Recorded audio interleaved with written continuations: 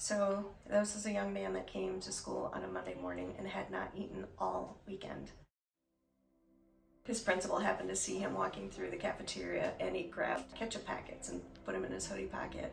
And the principal went after him to make sure that he wasn't using them to make a mess somewhere, and found that he was eating them.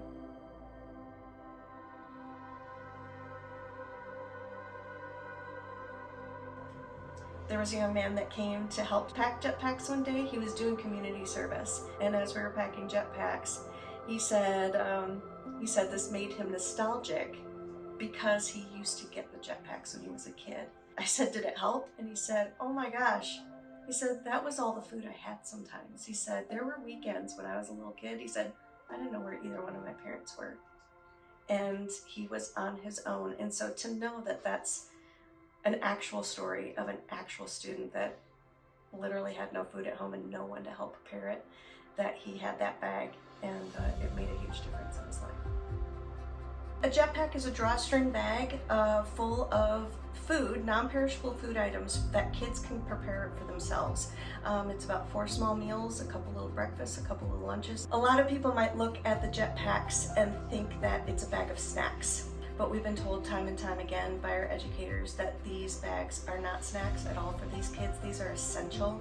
These are their weekend meals for the whole weekend.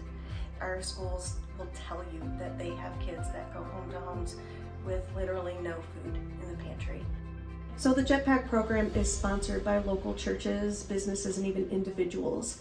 We used to pair an individual church with an individual school, and we love that model, but we've had schools double in their numbers. We've had schools go from 50 kids, which is a lot of students receiving Jetpacks, to 100.